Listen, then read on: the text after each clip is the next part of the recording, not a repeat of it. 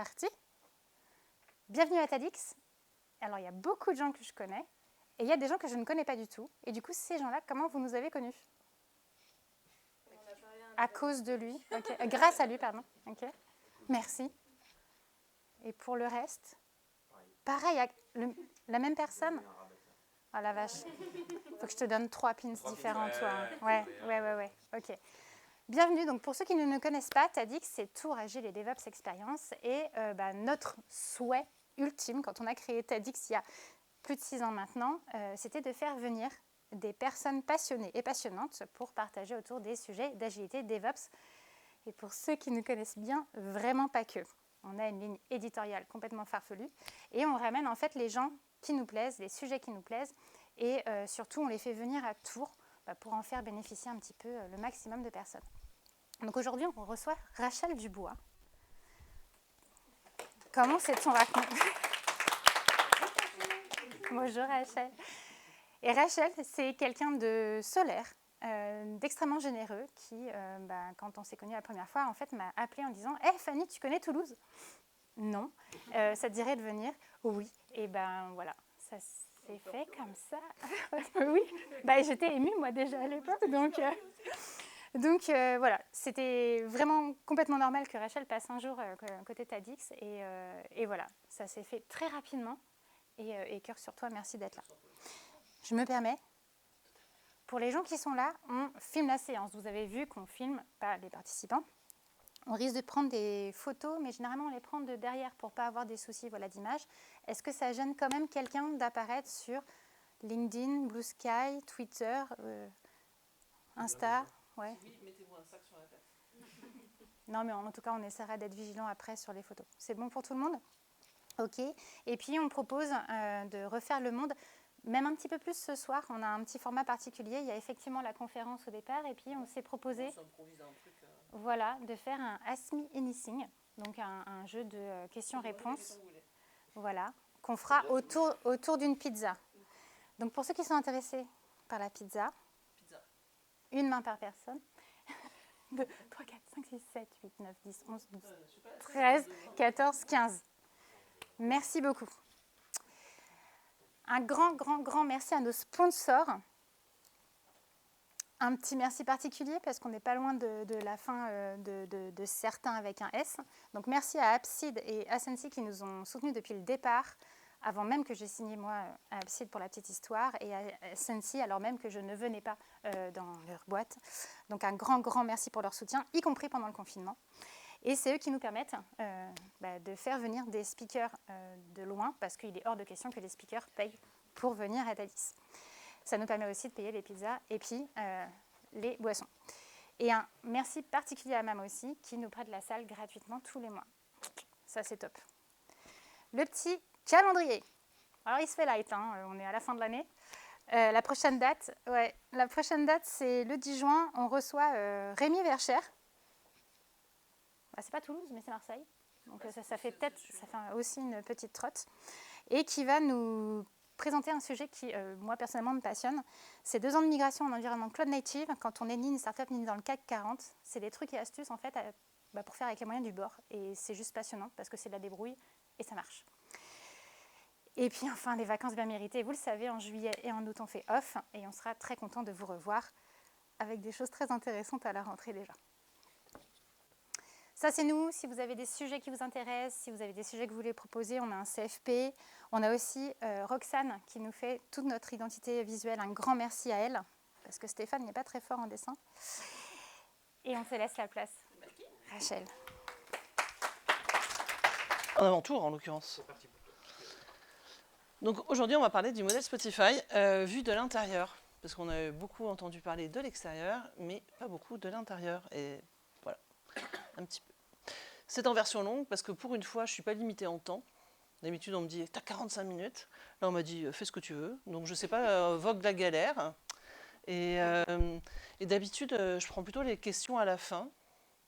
Mais on m'a dit que vous aviez aussi l'habitude de poser des fois des questions au milieu. Donc, on va essayer d'essayer ça. Si ça marche, tant mieux. Si ça ne marche pas, on improvisera. D'accord ? Voilà, utilisez-vous. Allez, c'est parti. Alors, Spotify... Déjà, qui c'est qui utilise Spotify? Qui c'est qui a l'application dans son téléphone? Ah, n'ayez pas peur. Ok, cool. Bah, c'est une belle histoire de réussite, mais il faut savoir que Spotify, c'était pas gagné à l'origine, d'accord? Ça a été fondé donc en 2006. Il y a Martin et Daniel sont tous les deux plutôt fans de tech. Il y en a un qui est plutôt côté business, Martin. Il y en a un qui est plutôt côté tech, Daniel. Ils sont assez fans de musique. Ils n'ont pas besoin d'argent, ça c'est important à le savoir. Ils avaient déjà, ils avaient déjà réussi des startups avant. Ils avaient des comptes en banque qui étaient plutôt assez bien remplis, et ils se disent on va essayer de régler le problème de la musique à l'époque. Alors ça vous parle peut-être pas trop, mais à l'époque, l'industrie de la musique, elle est sinistrée.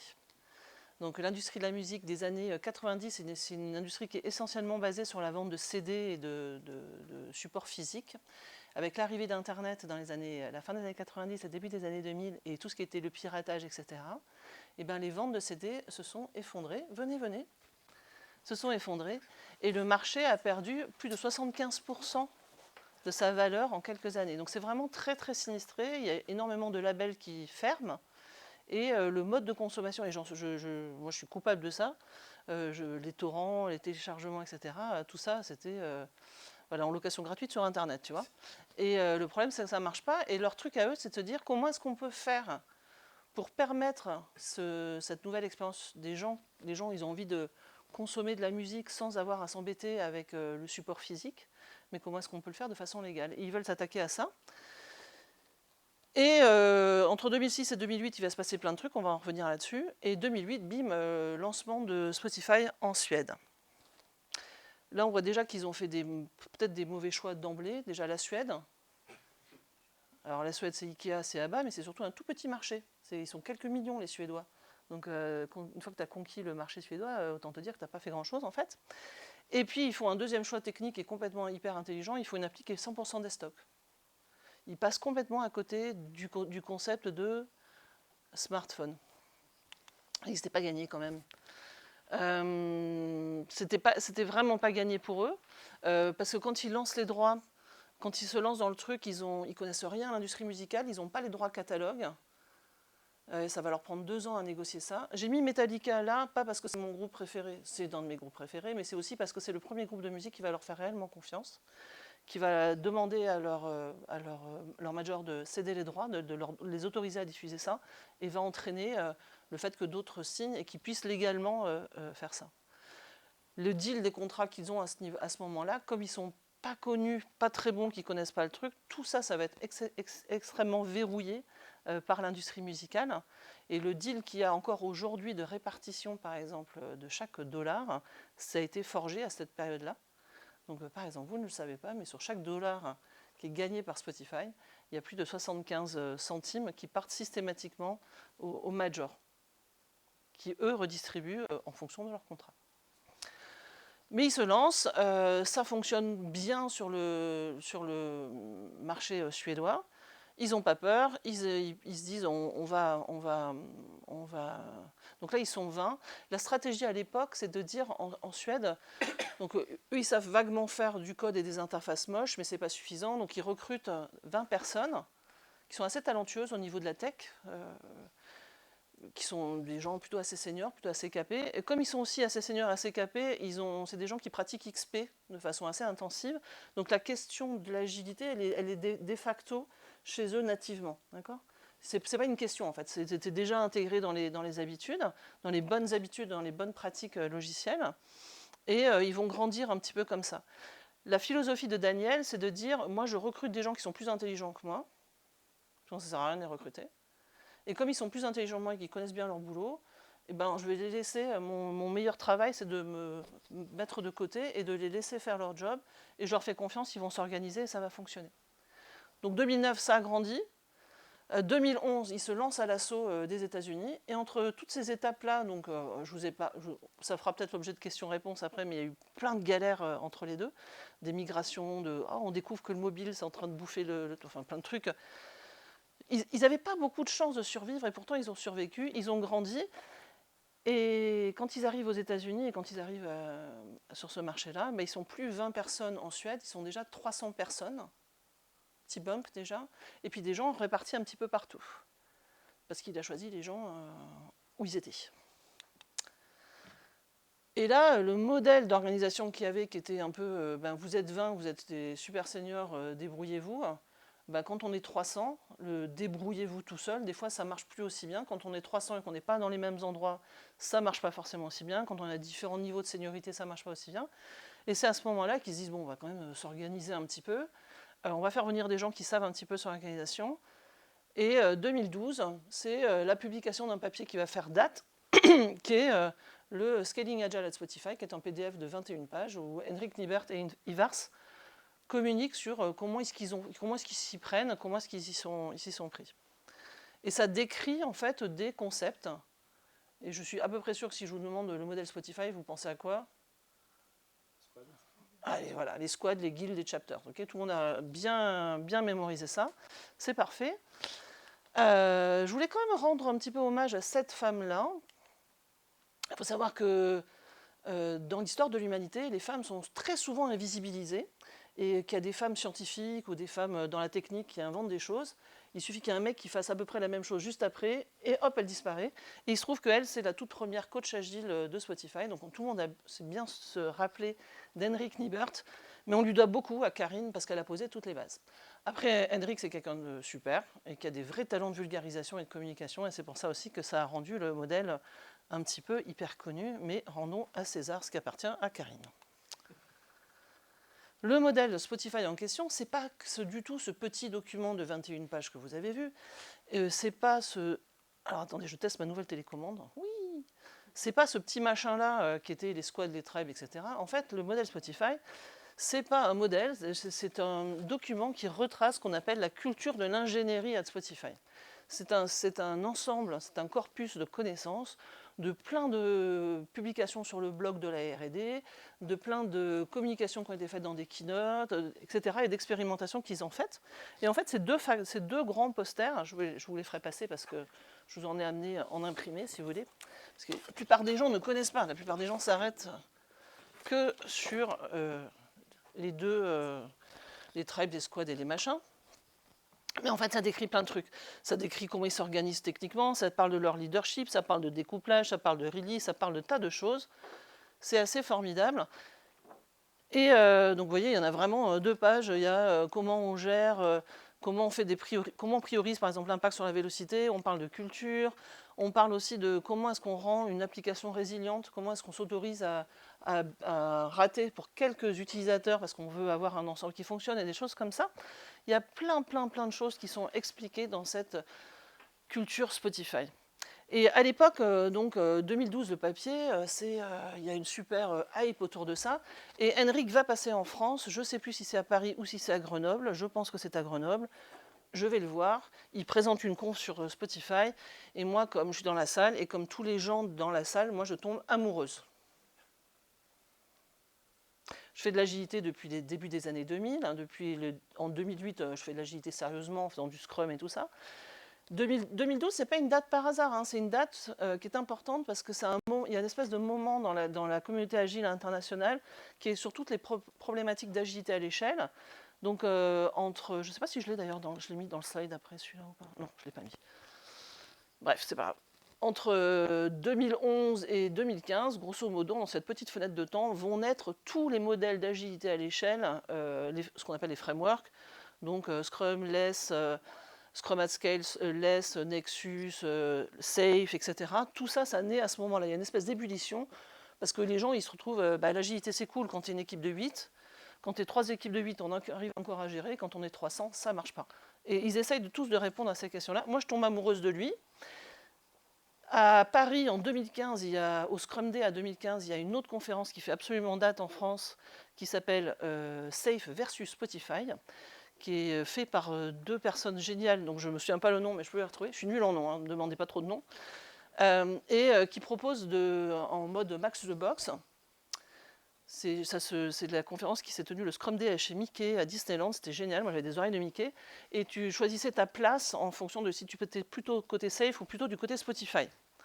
Donc C'était le Scrum Day de 2015. Ouais. Tu peux le trouver, je crois que tu as encore la conférence en ligne, en vidéo. Donc évidemment, moi je me mets du côté de Spotify, je suis déjà amoureuse depuis 2 ans, souvenez-vous. Et voilà. Bon, après, petite histoire, c'est que j'ai fait beaucoup de safe après. Bon.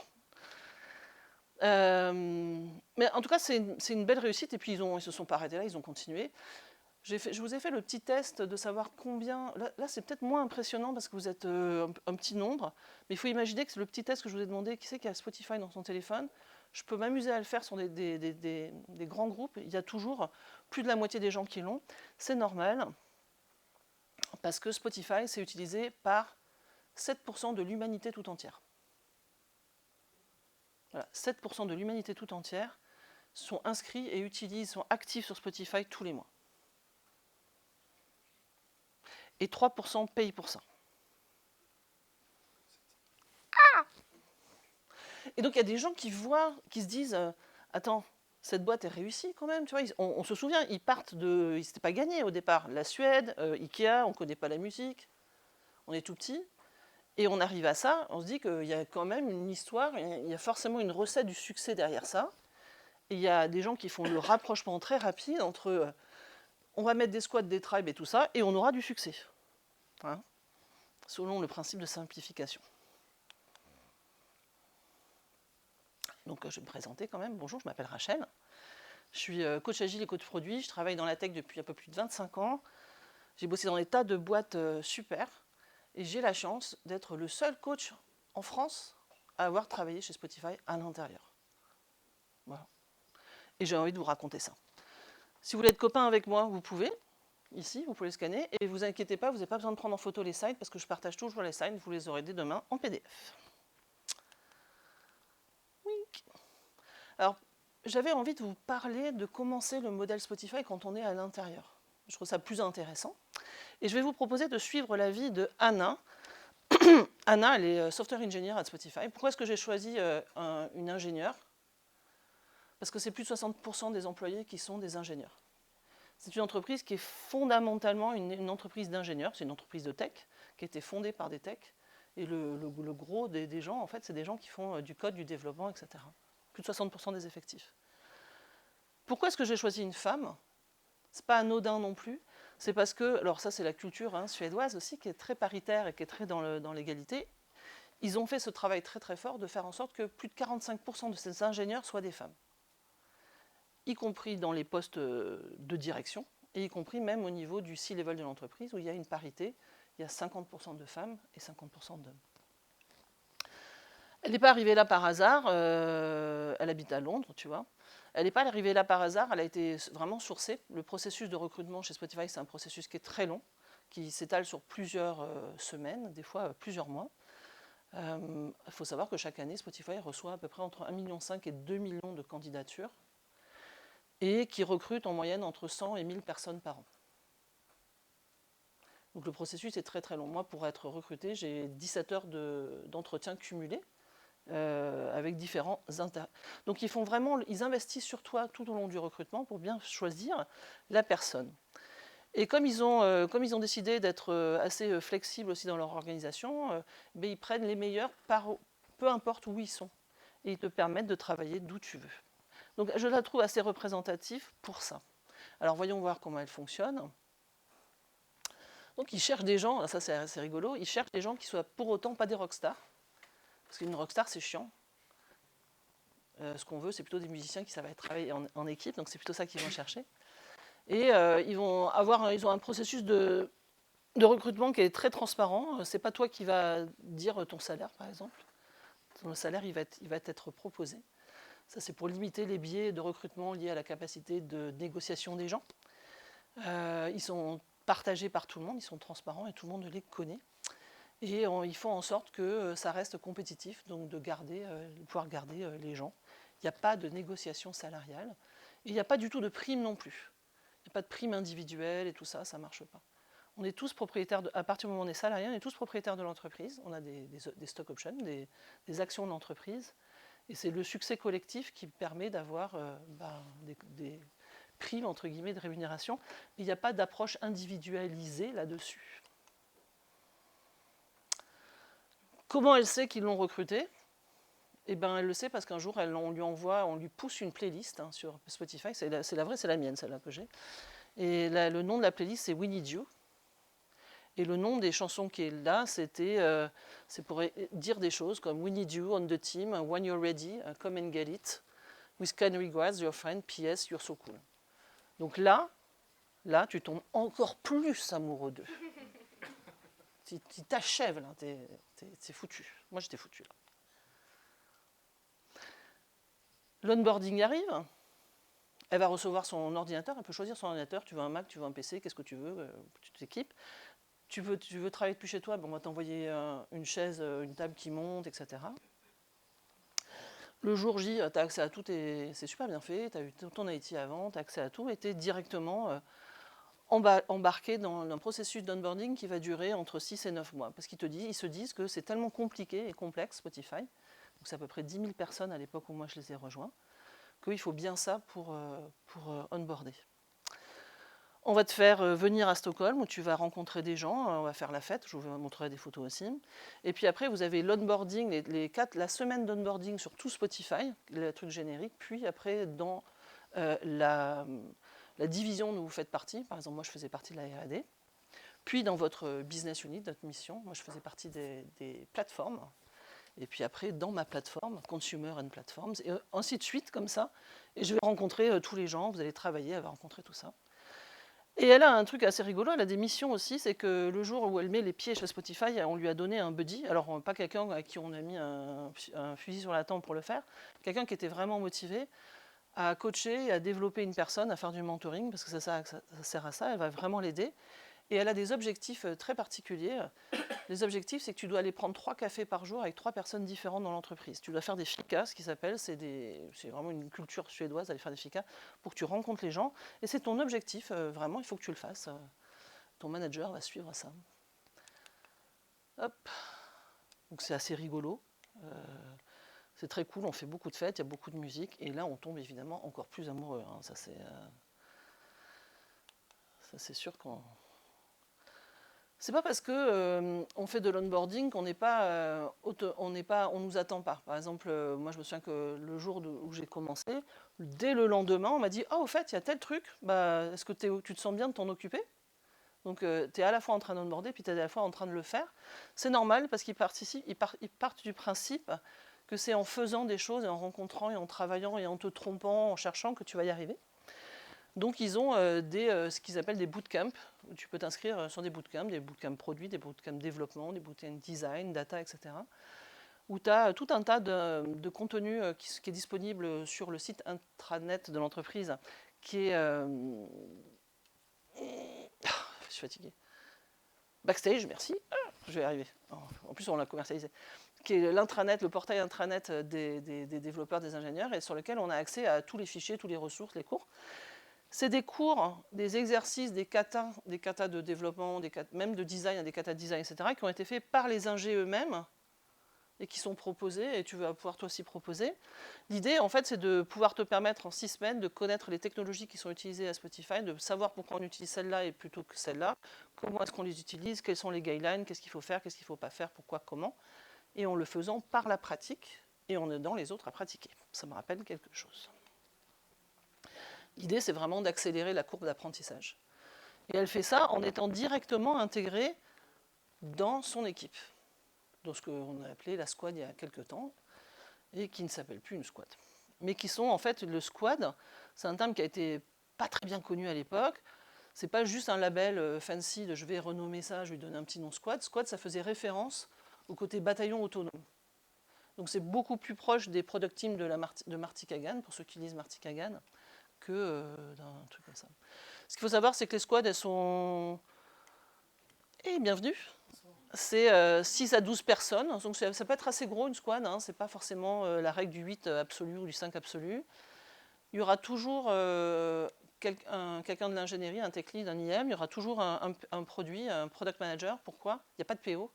Il y a des product managers. Pourquoi? Parce qu'en fait, on attend d'une squad d'être complètement autonome sur un pan technico-fonctionnel du produit. Donc il y a plein de compétences et de connaissances différentes. Ils ne sont pas forcément dans le même pays, ils ne sont pas forcément sur la même time zone non plus. Donc ça, c'est assez rigolo. Les équipes sont relativement stables, donc il y a des équipes qui sont globalement stables. La première équipe avec laquelle j'ai travaillé s'appelait Chronos, parce qu'elle gérait le temps sur les plateformes. La gestion du temps, quand c'est distribué partout dans le monde, c'est très compliqué. Et c'est une des toutes premières équipes qui a été fondée, donc elle avait plus de 15 ans de durée de vie, avec les mêmes personnes. Alors eux, ils font des trucs assez évolués, hein, du C++, des machins, des trucs comme ça, pas du tout, pas des trucs fancy. Mais et ils étaient toujours ensemble. Alors ils étaient toujours ensemble, pas parce qu'ils étaient obligés. Encore une fois, ils peuvent quitter l'équipe, changer, juste parce que ça les éclatait en fait. Voilà. Et ils ont aussi des fois des équipes temporaires, ça peut arriver. Chaque équipe a sa mission. C'était vraiment juste pour une vue d'ensemble de combien d'équipes produits chez Spotify à peu près. Alors, à l'époque où moi je suis partie, il y en avait 385. Équipe. Ouais. Wow. 385 produits. Une partie du produit avec une équipe. Une équipe produit, ouais. Après, il y a des équipes qui ne sont pas des équipes produits, il y a des équipes business, il peut y avoir des équipes marketing, il peut y avoir des équipes produits avec de la R&D, c'était à peu près 385, quasiment 400. Qu'est-ce que je disais? Elle ne sait plus. Oui, alors chaque équipe a une mission, en fait, a son périmètre, sa mission, ce qu'elle veut faire. Elle est complètement autonome, elle est complètement responsable de bout en bout, non seulement du périmètre qu'elle gère, mais aussi de la vie de l'équipe. C'est-à-dire que l'équipe, elle va gérer elle-même son propre budget. Elle va se dire, tiens, il nous manque telle compétence, elle va aussi gérer ses recrutements. Elle peut gérer ses achats, elle peut gérer ses budgets formation, ses off-site, ses machins, elle est complètement autonome. Elle le gère de bout en bout, c'est-à-dire qu'elle gère depuis l'idée jusqu'à la prod et le suivi de prod. C'est-à-dire que s'il y a un problème sur la fonction, et on reparlera de ça plus tard, s'il y a un problème sur la fonction, eh ben, le service client, en fait, le customer support, s'il y a une plainte, ben, le ticket va arriver directement au développeur via Slack, et le développeur va très probablement devoir discuter avec l'utilisateur final, de bout en bout. Après, la plupart des développeurs l'ont, moi je l'avais aussi dans ma poche, on a tous Spotify, on l'utilise, donc on est aussi assez concernés. Elle est propriétaire d'un domaine, mais pas de façon complètement exclusive, c'est-à-dire qu'ils passent pas. Ça serait très compliqué à 400 et quelques équipes, s'ils étaient tous très propriétaires de leur domaine, de gérer les plannings, les développements, etc. Plutôt que de gérer des dépendances avec des plats de spaghettis de ouf, ils ont choisi une solution qui est beaucoup plus simple, qui s'appelle l'internal open source. Donc ils utilisent le même système que les logiciels open source publics pour gérer en privé les contributions du code à un code qui n'est pas le tien d'origine, les revues, les commits, les guidelines, etc. Il y a des tas de petites guildes techniques qui nous aident à faire ça. Donc c'est très documenté, c'est très facile de savoir qui travaille sur quoi. C'est facile d'aller les slacker pour discuter avec eux, c'est facile de leur demander « Hey, je veux faire ça, est-ce que vous avez le temps de le faire ?» etc. Non, on n'a pas le temps de le faire. Bon, bah, écoutez, moi ce que je vous propose, c'est que je m'en occupe. Est-ce que vous avez des guidelines à suivre pour le développement de votre machin? Comment on fait? On reparlera aussi de design system après. Et puis l'équipe qui en a besoin va faire le dev, et puis quand ce dev est prêt, ben, il va contacter l'équipe propriétaire qui va faire la revue, vérifier est-ce que ça correspond à ses standards techniques de qualité, est-ce que ça correspond aussi à ce qui est prévu sur la roadmap, etc. Et ça part au code source. Pour revenir juste sur le budget, ça veut dire que c'est l'ensemble de l'équipe qui le vote, et qui vote chaque choix de dépenses. C'est l'équipe dans l'ensemble, ou c'est une personne qui a ce rôle-là? Non, l'équipe, ça peut être... Après, il y a des équipes, alors le choix, on va en reparler, l'équipe, elle est complètement libre dans son organisation. C'est-à-dire qu'elle est libre de dire, j'ai envie de bosser en agile, pas en agile, j'ai envie d'avoir un IM qui est dictateur, ou j'ai envie d'être en mode plutôt communiste. Tout ça, la règle, c'est que l'équipe est totalement autonome de 100%. Spotify ne s'occupe pas de ce qui se passe dans l'équipe. Okay. Du tout. La justification, quel est le process qui est utilisé pour la justification du budget? Parce que humainement parlant, entre guillemets, on a tous une équipe, on a envie de justifier que c'est normal qu'on ait besoin de personne pour telle chose, etc. Entre guillemets. Il n'y a pas. Tu n'as pas besoin de justifier. La justification, elle est liée du manque de confiance. Si j'ai confiance en toi, je n'ai pas besoin que tu me justifies. Je te recrute parce que tu es un adulte, compétent, formé, professionnel. Tu es passé à travers des filtres de recrutement incroyables. Si tu es là, c'est parce que tu fais partie des meilleurs des meilleurs. Tu es responsable. Enfin, voilà. Un être humain, ça prend en moyenne 5000 décisions par jour. Je ne vois pas pourquoi, à partir du moment où on met un pied dans une entreprise, on devient un gamin de 4 ans à qui on doit dire ce qu'il faut faire. Hein. Donc il y a un petit shift comme ça culturel à faire là-dessus. Et veut dire que le budget de l'année, c'est aussi l'équipe qui le demande à la direction, c'est la direction qui dit là, non, c'est la direction qui dit voilà, ça c'est on reparlera après, ça c'est l'argent au global pour tel business unit, il y a tant d'équipes, divisé par temps égale, ça c'est le budget de votre équipe. Vous l'avez pour l'année. Quand il n'y en a plus, il n'y en a plus. Non mais c'est aussi bête que ça. Hein. C'est pas mal parce que ça permet d'aller vite. Ça permet d'aller vite et de prendre des décisions localement, c'est-à-dire des décisions à l'endroit où l'information est la plus pertinente qui soit. C'est beaucoup plus facile de recruter quelqu'un au milieu de l'équipe qui en a besoin qu'une HR. Alors ils sont aidés. Si notre équipe, on n'est pas très doué à recruter, à faire des trucs, on peut contacter une HR BP qui va nous aider à formater, etc. Et ce que tu as mis comme graphique là avec les couleurs, c'est référence à Disque, la méthode Pas du tout. Alors déjà, je déteste Disque, ceci étant fermé. C'est une approche d'agilité agnostique qui s'appelle Modern Agile. Et en fait, ils utilisent...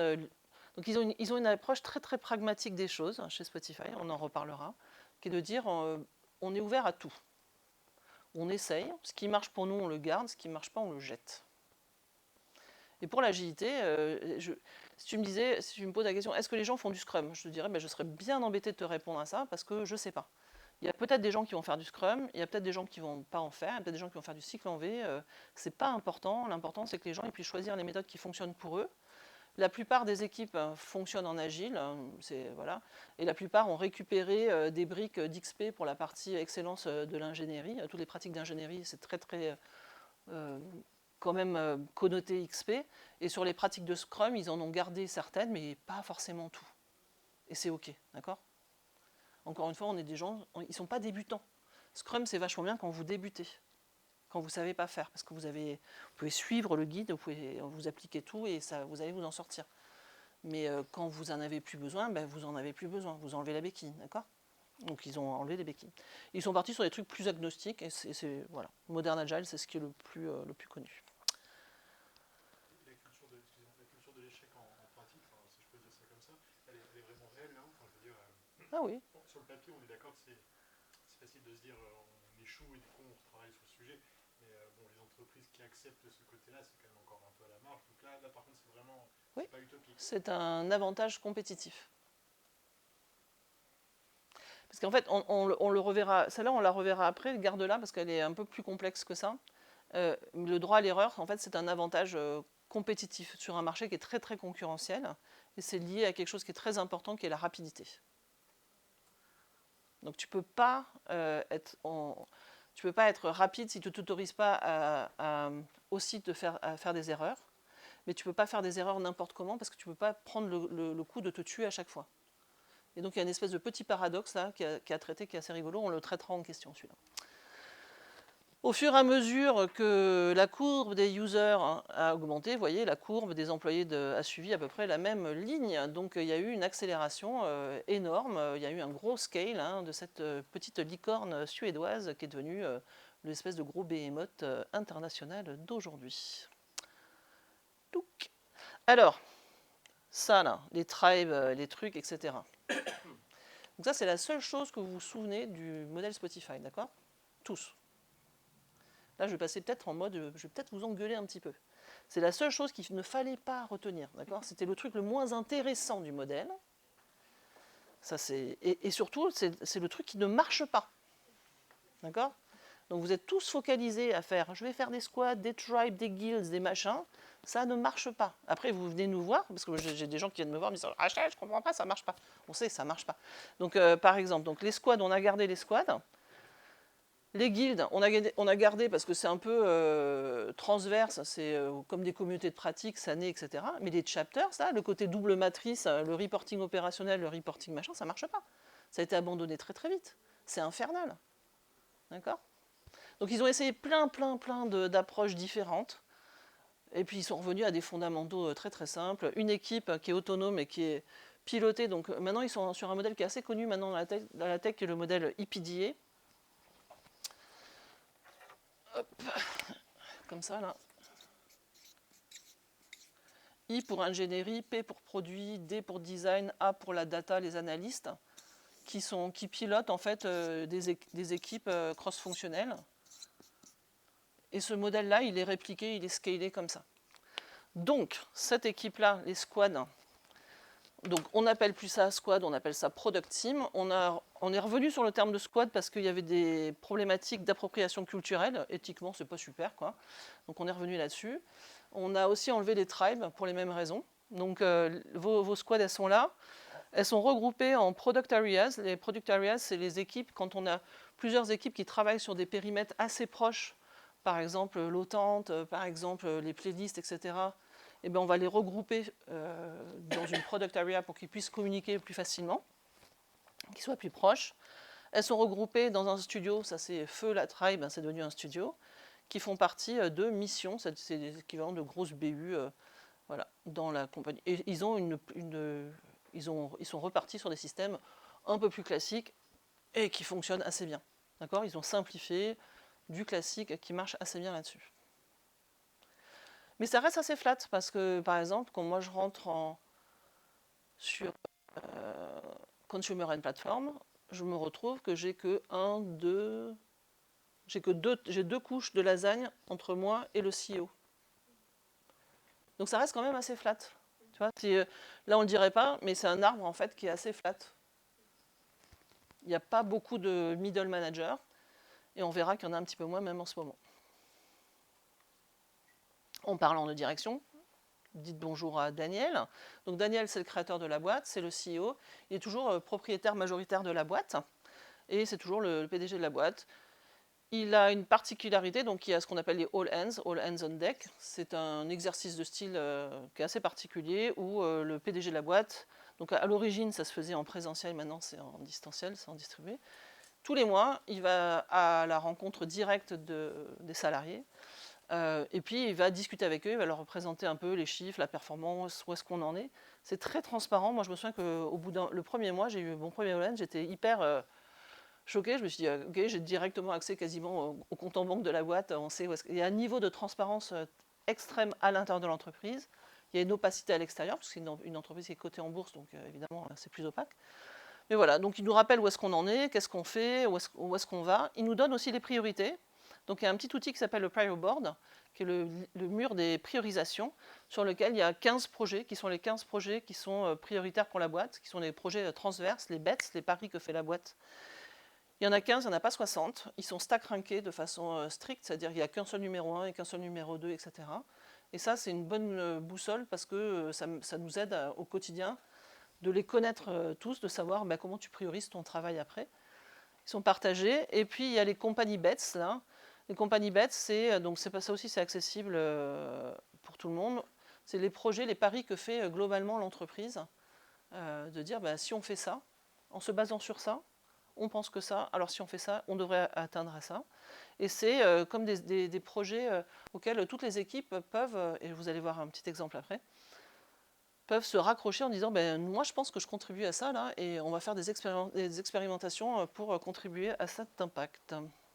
Donc ça, on a ça tous les mois. On peut lui poser des questions de façon assez directe, vraiment directe, c'est-à-dire que les Suédois ont une relation à la hiérarchie qui est très particulière. Il n'y a pas ce côté respect absolu du grand chef. Ils sont très consensuels et très polis. Néanmoins, ils savent aussi se dire les choses de face à face et pouvoir engager dans les questions. Donc ça, c'est plutôt pas mal. La RFC, c'est comment est-ce qu'on arrive à des compagnies bêtes. Alors ça, c'est trop bien. C'est le truc le plus génial que j'ai trouvé. C'est la RFC. Alors c'est un truc à 2 balles, hein, mais c'est le truc qui m'a le plus impressionné. Vous voyez un truc, vous trouvez que ça ne fonctionne pas, que ce soit sur le produit, que ce soit sur la façon dont lui code par exemple, ou la façon dont elle fait son installation DevOps. Ça peut être la façon dont il fait du marketing, ça peut être l'organisation proposée par les coachs, n'importe quoi dans l'entreprise. Il y a un truc qui vous embête, vous pensez que c'est pas bon. Vous allez commencer un travail de RFC, Request for Change. C'est du change, ça peut être n'importe quel type de change. Par contre, il y a une contrainte, vous allez expliquer pourquoi est-ce que vous pensez que c'est un problème. Donc vous allez donner tous les faits de pourquoi c'est un problème. Toutes les datas reliées au fait de expliciter pourquoi réellement, prouvez-moi que c'est un problème ce que vous me racontez. proposez des solutions. Expliquez-nous, démontrez que votre solution, ou vos idées de solutions, elles viennent porter une réponse à ce problème-là. Et ensuite, partagez, diffusez à l'ensemble des salariés. Et là, il va se passer un truc complètement rigolo, c'est qu'il y a des gens qui vont se mettre, donc c'est un Google Doc, c'est un pauvre Google Doc partagé, hein, vraiment, n'imaginez pas une sophistication technique de ouf, un Google Doc partagé à la terre entière chez Spotify. Il y a des gens qui vont commencer à venir commenter. Donc ça se passe beaucoup dans les lignes, dans les marges de commentaires, c'est très très drôle. Suggérer des changements, être d'accord, pas d'accord, réagir. Au fur et à mesure que les gens commentent, ils appellent des gens pour commander. « Hey, Ping, viens voir, toi je suis sûr que tu as un truc à dire là-dessus. » Et qu'est-ce qui va se passer? Il va se passer qu'autour de ce petit Google Doc qui était que le vôtre, vous l'aviez partagé peut-être à vos 3-4 personnes autour de vous, d'un seul coup, peut-être 10 personnes, 50 personnes, 100 personnes, plusieurs centaines de personnes, il y a une espèce de traction qui se crée avec des gens qui vont en parler. Et votre RFC, si elle est intéressante, si elle a de la valeur, si ce que vous dites c'est intelligent, elle va devenir visible. Et quand elle devient suffisamment visible pour qu'à un moment, Daniel dise « Mais qu'est-ce que c'est ce truc ?» Ça veut dire que c'est suffisamment visible pour l'ensemble de l'entreprise. Et si c'est visible pour l'ensemble de l'entreprise, ben ça veut dire que ça vaut peut-être le coup que l'entreprise investisse du temps, de l'argent, etc. Et c'est comme ça qu'on trouve des idées qui vont devenir les compagnies bêtes dont je vous parlais tout à l'heure. Qu'un petit Google Docs, on peut changer des choses de façon extraordinaire. Ouais. Parlons un petit peu de planning. Oui. Le Spotify fonctionne sur des rythmes, hein, donc ils ont plein d'analogies à la musique, hein, évidemment, vous l'aurez compris. Ils ont plusieurs rythmes imbriqués, d'accord? Il y a vraiment ce côté un peu dissonant. Il y a le rythme long terme, ça c'est la direction de l'entreprise, c'est le job des C-level de dire dans 10 ans on veut être là parce que X, Y, Z. Ça nous donne vraiment la grande direction. Il y a plein de frameworks pour capturer ça, les North Star, etc. Faites votre shopping dessus. Moyen terme, là ils travaillent déjà plus avec les directeurs de BU et aussi en mode un peu crowdsourcing pour dire bon, mais alors si on veut être là dans 15 ans, comment est-ce qu'on fait dans 5 ans, où est-ce qu'on est dans 5 ans? Donc là on a les North Star Goals aussi, les Focus Area, les OKR, des choses qui nous permettent de traduire des trucs un peu vagues en trucs un peu plus intermédiaires. Et après, il y a chaque année, on va essayer de déterminer, qu'est-ce qui va nous permettre d'avancer cette année sur ces ambitions-là. Et ça, c'est les OKR, et eux, ils sont plutôt en mode remontée. Donc si vous les regardez, vous avez des choses qui descendent, qui sont la vision long terme, vous avez des choses qui remontent, qui sont la version court terme, et au milieu, il y a une espèce de bottom-up, top-down qui se parle pour essayer de voir comment est-ce qu'on réconcilie les deux. C'est géré au niveau des squads aussi? Ouais, on participe. Et du coup, ça se traduit aussi en planning. Du coup, il faut pouvoir planifier à différents horizons et différentes cadences. Donc, il y a du planning stratégique avec des investissements. Ça correspond à la vision long terme. Parce qu'il faut planifier les investissements pour faire de l'acquisition. Par exemple, si vous faites de l'acquisition de start-up, c'est les merge and acquisition, peut-être le déploiement sur un nouveau pays, etc. Ça, c'est géré par eux. Il y a un planning qui se fait de façon annuelle sur quelles sont les ambitions qu'on se donne, quelles sont les grandes initiatives qu'on va vouloir soutenir, nos compagnies bêtes. Au niveau des produits, après, on se donne aussi des rendez-vous tous les 6 mois pour voir à peu près au niveau de la roadmap qu'est-ce qu'on veut faire, où est-ce qu'on avance, qu'est-ce qu'on veut changer. Et après, toutes les équipes, elles sont en continuous planning. C'est-à-dire que peut-être que ton équipe, elle planifie toutes les 3 semaines, la mienne, elle planifie tous les jours, et la sienne, elle planifie toutes les 2 semaines. C'est pas grave, parce qu'on se donne rendez-vous au moins tous les 6 mois pour savoir, grosso modo, où est-ce qu'on en est. Avant, on se donnait rendez-vous tous les trimestres, mais c'était un petit peu, ça devenait trop compliqué à cette taille-là, donc tous les 6 mois, c'était suffisant. Et il faut vraiment l'analogie, c'est l'analogie du groupe de jazz, où si vous écoutez un peu de free jazz, il y a des gens qui aiment... Ok. Et on a l'impression des fois que si on ne fait pas attention, on a l'impression que c'est un peu la cacophonie, que chacun va dans son... Tu vois, et commence son truc, son rythme, etc. Mais si vous faites vraiment attention, vous voyez comment les choses se répondent, et l'ensemble est harmonieux.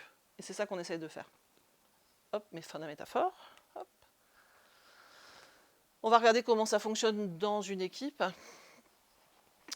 C'est un cycle. Alors, ça commence ici.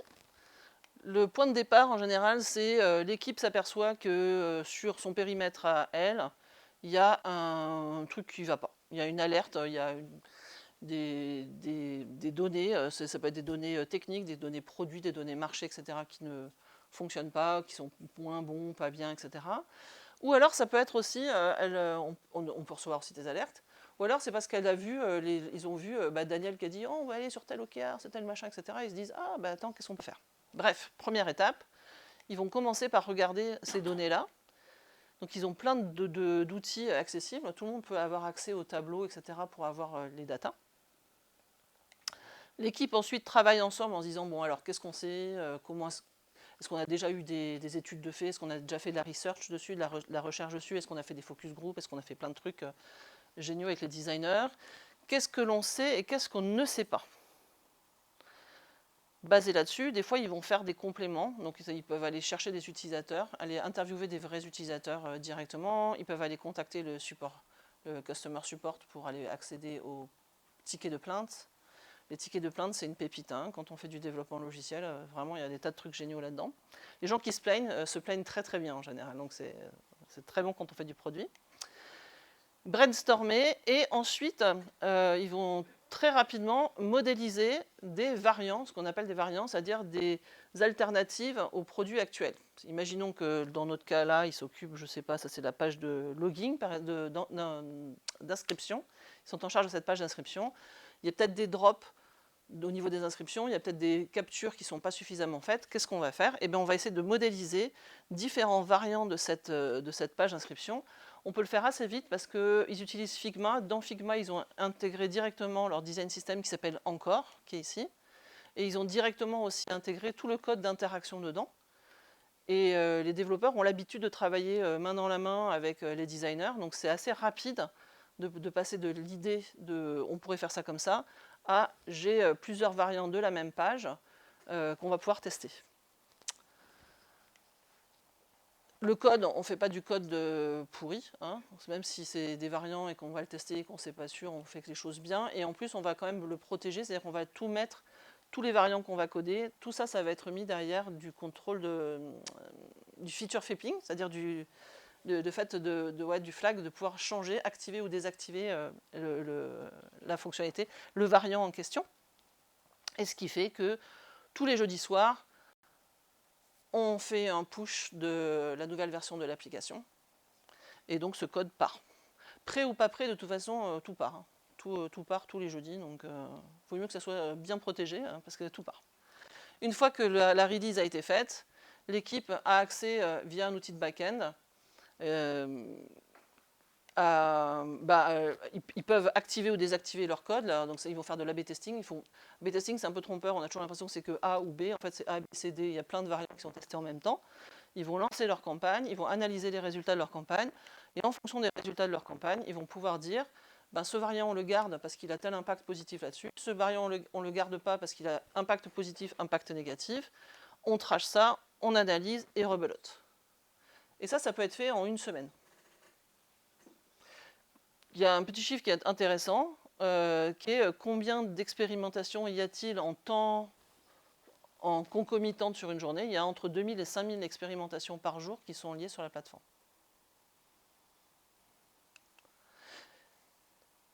Ça, je vais aller assez vite, vous pouvez voir, c'est ce que je vous ai traduit en cercle, c'est une façon de penser qui est très particulière et qui est très structurée, qui part de j'ai un objectif, quelles sont les datas que j'utilise pour analyser ce que j'ai par rapport à cet objectif, comment je les analyse, quelles déductions j'en fais. Je peux framer mes problèmes, les transformer en opportunités, j'émets des hypothèses, mes hypothèses je les modélise, je fais des protocoles de test, les tests ça me fait des solutions, la data, clac, je remets et je cycle comme ça. Ça, c'est quelque chose qui s'appelle le Thoughtful Execution Framework, qui a été créé par Anna Koshiken à Spotify il y a des années de ça, et qui est beaucoup plus connu maintenant, un travail de Teresa Torres qui s'appelle l'Opportunity Solution Tree, qui est la même structure que Anna Koshiken, qui n'avait pas été créditée. C'est bien dommage. C'était quelques années plus tôt. En vrai, ça donne quelque chose comme ça, par exemple. On a un goal, les différentes datas qu'on a utilisées, les opportunités qu'on a utilisées. Donc, c'est des arbres de décision comme ça. Et les équipes, elles ont ces grands arbres de décision. Ce qu'on ne voit pas sur cet exemple-là, mais c'est que sur chacune des opportunités qu'on a et des branches de l'arbre, on est capable de mettre de la data, de dire ça, on pense que ça a plus d'impact que ça coûte tant, etc. Et donc de faire des choix qui soient rationalisés. Et donc vous voyez les différents variants qu'on peut faire par rapport à ça avant de les tester. libérer, délivrer, évidemment. Le but du jeu, c'est si on livre aussi souvent, s'il y a 300 et quelques équipes ou 400 équipes qui livrent, qui font du code en permanence, pas synchronisé. C'est-à-dire que peut-être que ton équipe fait quelque chose que son équipe, à lui, est en train de faire la même chose, d'accord ? Ça peut arriver, c'est pas grave. C'est pas grave, ça rentrera dans l'épaisseur du trait. Mais comment on fait pour que vous puissiez tous faire ça et que ça soit quand même assez safe? Donc il y a pas mal de techniques qui ont été utilisées. Il y a du découplage très très fort, c'est-à-dire que son bout de code, il doit pouvoir faire des modifications sans forcément impacter tout le monde. Il y a énormément de choses qui ont été investies dans le pipeline de CI/CD. Il y a énormément de tests automatisés. Il y a les pratiques d'ingénierie dont on a parlé avec les feature flags. Tous les tests aussi qui sont faits systématiquement, aussi au niveau de la release, tout ça c'est complètement automatisé parce que le but du jeu c'est de pouvoir livrer très souvent, très rapidement, massivement, en ayant le plus petit degré de catastrophe possible qui arrive. Okay ?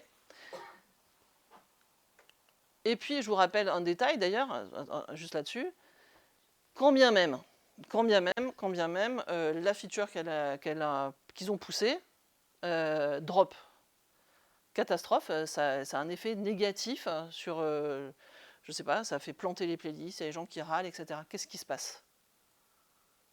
Vous avez 570 millions de gens, 600 millions de gens. Elle a planté ça, qu'est-ce qui se passe ?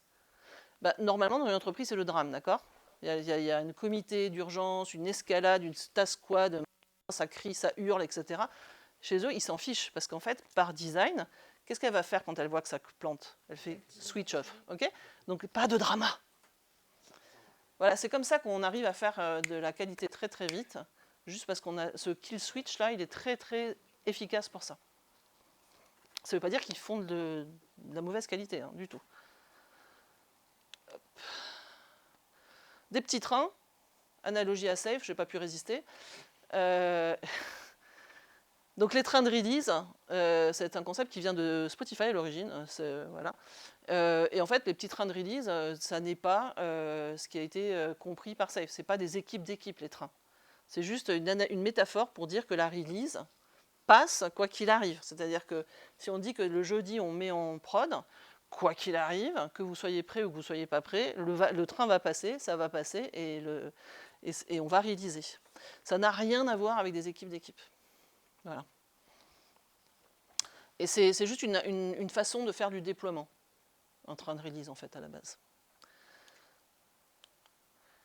Et si vous n'avez pas terminé, c'est pas grave. En fait, dans votre application que vous avez énormément de code pas terminé. Vous avez aussi énormément de code qui est terminé, mais qu'on ne veut pas activer. Par exemple, chaque année, il y a le Wrapped qui arrive en décembre. Autant vous dire que vu les campagnes internationales de communication, le marketing, les trucs sur les buildings, les machins, on ne va pas mettre en prod le Wrapped en décembre. Le Wrapped, il est directement dans le code, disponible quasiment depuis juin-juillet. Il est masqué, vous ne le voyez pas. Donc ça, c'est cool. L'avantage, c'est que c'est toujours à l'heure, c'est toujours très régulier. On pousse toutes les semaines pour le mobile, toutes les 2 semaines, je crois, pour l'appli web. Et puis, c'est très contrôlé, c'est très automatisé. Tout est automatisé à l'exception d'une seule chose, qui est le dernier, qui est la demande d'approval sur les stores, qui est un humain qui le fait. On a une personne qui est un release manager qui fait ça à la main, parce que c'est assez chiant de poser sur les stores. Voilà, on a aussi du déploiement progressif, évidemment. D'abord, il va y avoir la private release pour les employés qui vont tester. Après, on a un programme de alpha et de bêta avec des utilisateurs aussi. Et après, on fait du soft launch 0.5, 1 et puis tout le monde. En 2023, à l'époque, il n'y avait qu'une seule release qui a été annulée de toute l'année. Donc c'est plutôt pas mal. C'est des équipes qui sont assez innovantes. Ils se gardent du temps parce que vous ne pouvez pas innover, vous ne pouvez pas rester les meilleurs. Déjà, vous ne pouvez pas rester les meilleurs si vous n'innovez pas, et vous ne pouvez pas innover quand 90% ou 100% de votre temps est planifié à l'avance. D'accord ? Il faut du temps de cerveau disponible. Donc ça, c'est intégré dedans. Toutes les équipes ont au minimum 2 jours par mois qui ne peut pas être planifié et qui sert à faire autre chose. Autre chose, ça peut être de la formation, lire un livre, faire du volontariat, coder un truc, expérimenter un machin, aller voir une autre équipe, n'importe quoi.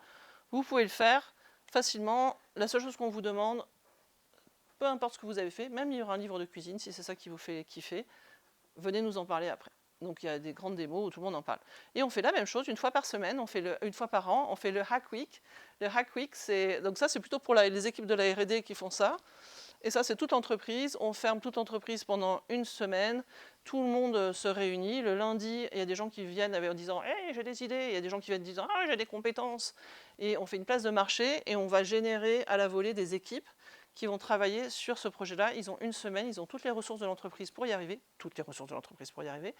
La règle, c'est que ça doit, quoi qu'il ait été fait, doit être démontré et testé le vendredi et on va voter pour les trucs qui nous font le plus kiffer.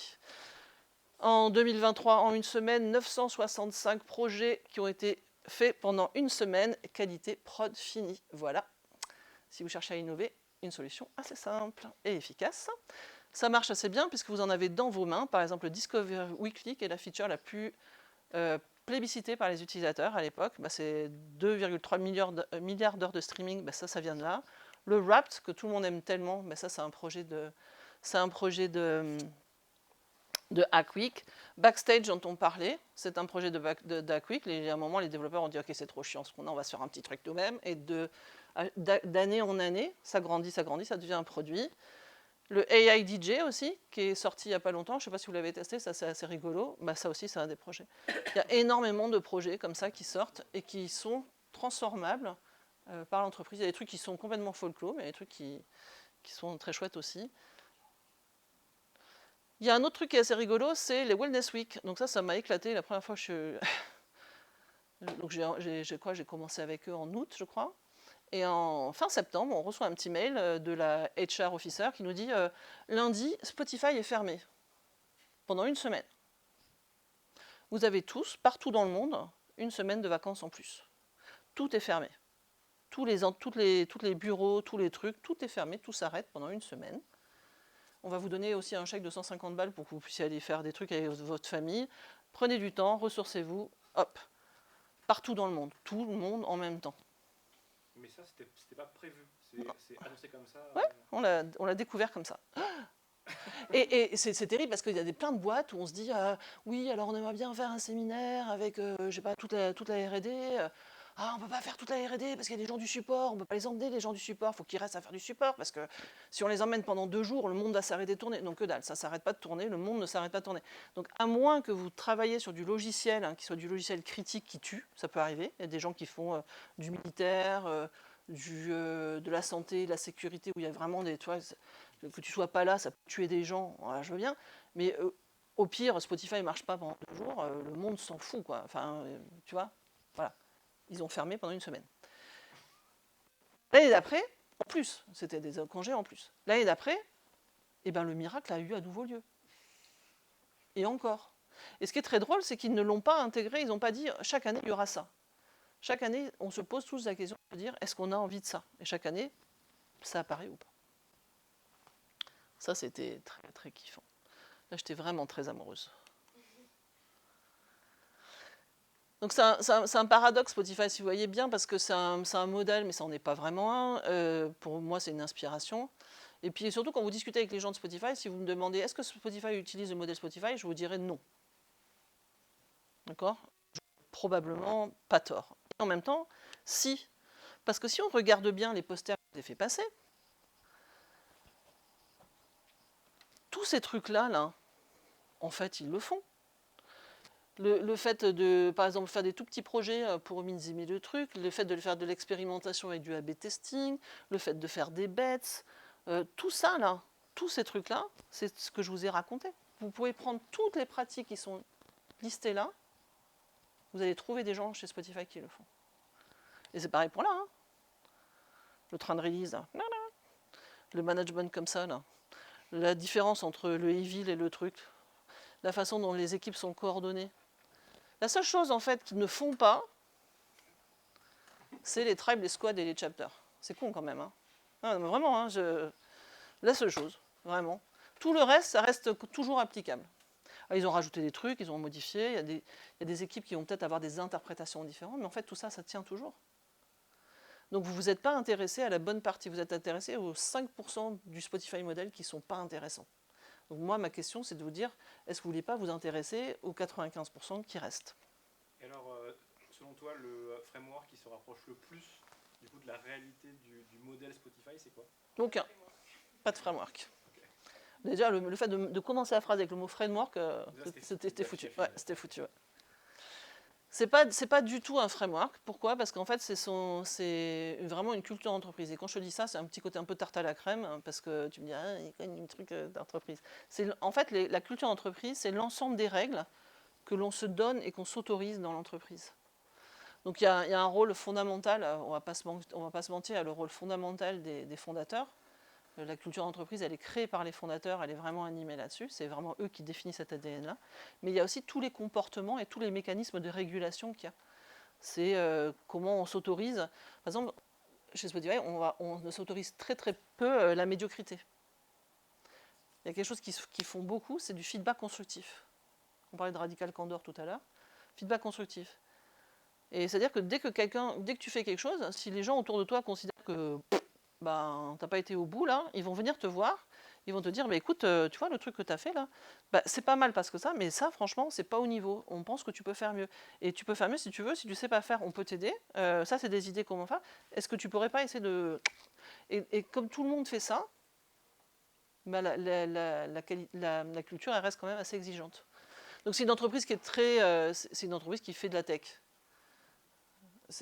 Leur cœur, c'est la tech. Donc pour eux, les devs, c'est pas des sous-traitants, hein, c'est le cœur du métier, c'est la race des seigneurs. Mais c'est vrai. L'ingénierie est très importante, 60% des effectifs. Ça dit les choses. Donc ça dit aussi le poids de la culture de l'ingénierie. Data-driven, parce que c'est des gens qui sont très très scientifiques dans leur modèle de pensée. Donc si tu n'es pas capable de le démontrer, de le tester, ça reste des convictions, et tes convictions, tu peux te les garder, hein, c'est ton précaré, mais ce n'est pas une vérité.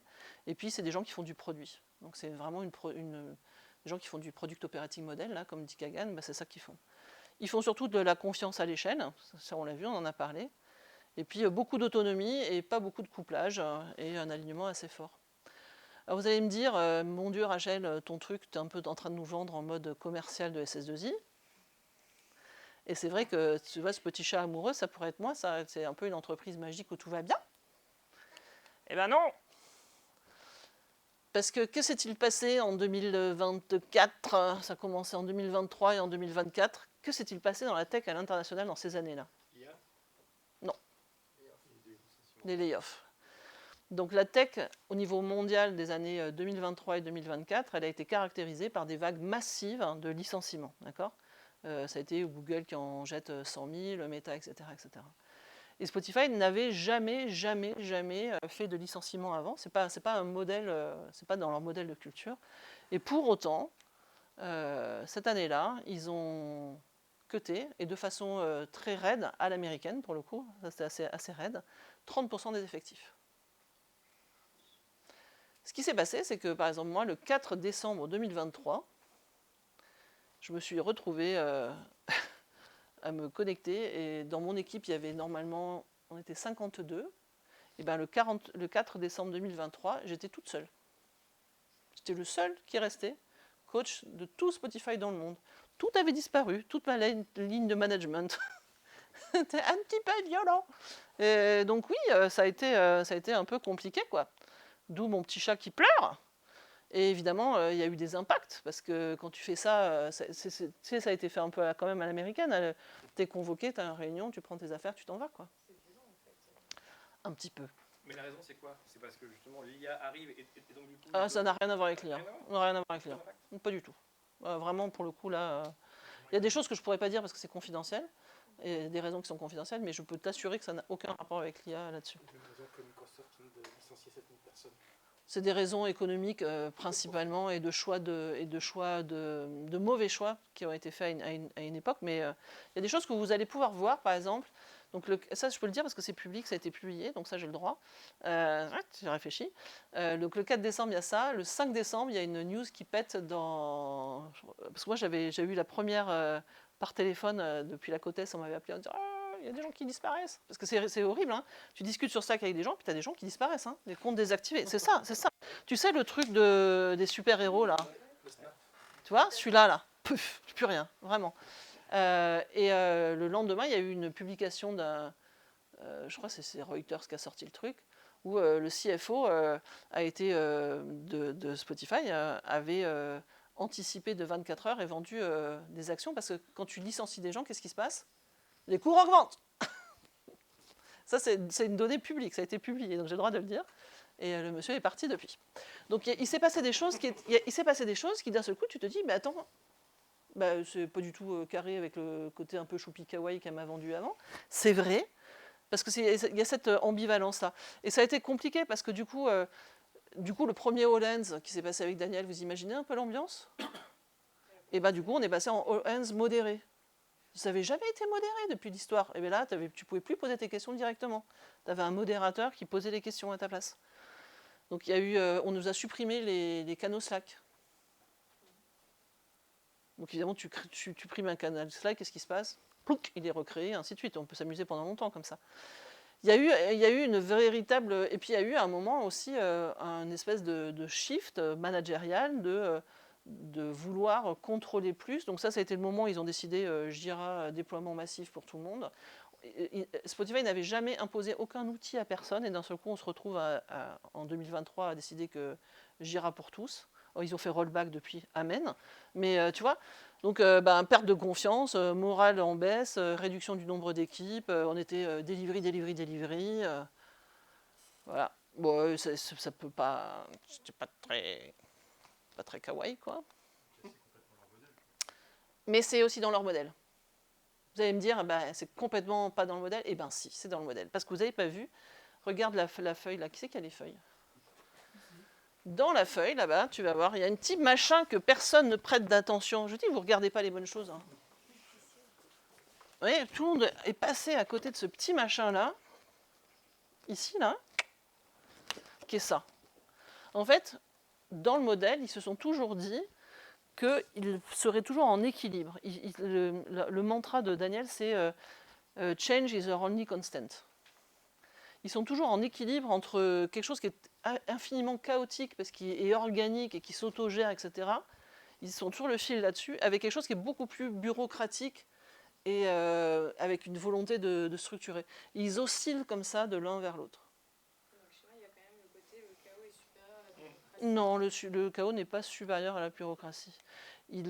Alors c'est une mauvaise... Alors je discutais avec Cédric, donc je le sais. Mais ils préfèrent par défaut le chaos, mais ils assument de passer le pendulier entre les deux. D'accord ? Et en fait, Spotify, ça a toujours été un balancier comme ça. Entre... au tout début, quand ils se sont lancés, c'était... OK, 20, débrouillez-vous, faites ce que vous voulez. OK, on est 300. Oh, on a besoin de normer, de cadrer, donc on fait venir un truc. OK, maintenant on scale, on réouvre. Et en fait, les conséquences d'avoir aussi réouvert et scalé avec ce côté très organique, c'est qu'on a scalé pas toujours très bien, qu'il y a des décisions qui n'ont pas été toujours très bien prises et qu'il y a eu un moment où il a fallu faire... Donc là, ils sont plutôt dans une phase à nouveau. C'est temporaire, ça passe. Ils sont des cycles et ça passera avec eux aussi.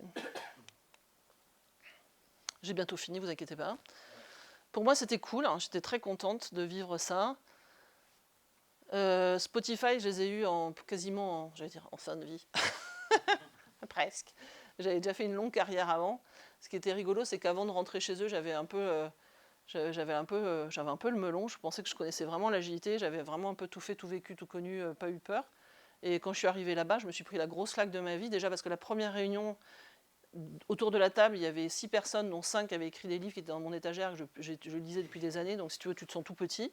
Et puis voilà, parce que en fait, c'est tellement exigeant, c'est tellement aller à la racine des choses, pas copier-coller, pas appliquer, tu dois tout penser, etc.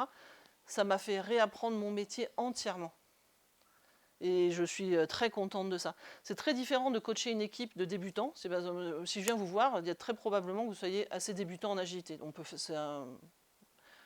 Ou moyen, d'accord, on peut dire. Et du coup, moi, quand je vais vous accompagner, je vais faire ce qu'on appelle de l'agilisation, ça s'appelle. Mais ça, c'est un métier qui est complètement... Ça sert à rien. Moi, je suis arrivée avec mes techniques d'agilisation, mes formations, mes machins, etc. Ils s'en fichent complètement. Ça ne sert à rien. Du coup, qu'est-ce que tu fais quand plus rien ne sert à rien? et ben tu changes. Et coacher une entreprise qui est déjà très agile, c'est très très drôle. Voilà, c'est du full stack, ça va très très vite. Et puis voilà, et puis à grand pouvoir, grande responsabilité. Les coachs chez Spotify sont des gens assez puissants. On est gradé, on a le même niveau de grade convention qu'un exécutif. Donc on a légalement le droit d'agir sur tout dans l'entreprise. Ça, c'est quelque chose qui est important parce que ça nous donne un mandat de vraiment changer les choses. Si vous avez des coachs agiles ou des Scrum Masters et que vous ne leur donnez pas le mandat de vraiment agir, ça ne sert à rien. Vous perdez de l'argent, ne les prenez pas. Ou alors donnez-leur un mandat. Et donc là, ça marche très bien. Voilà, si vous avez une culture qui est basée sur la peur, je vais finir ça. Tu vois, c'est le monsieur de Modern Agile. Si votre culture elle est fondamentalement basée sur la peur et donc sur le contrôle, ça ne sert à rien d'essayer de faire des trucs comme ça. Vous pourrez faire tout ce que vous voulez, des pratiques, des process, des machins, etc. Ça ne changera pas le cœur du problème. Et voilà. Merci, ça veut dire merci en suédois. Merci à vous, là, les organisatrices. Vous qui êtes venus ce soir. Et puis si vous voulez, on peut se dire aussi, on peut rester copains et puis vous m'envoyez des mails et puis on va pouvoir discuter ensuite. Voilà, et maintenant on peut faire plein de questions-réponses. Et en temps,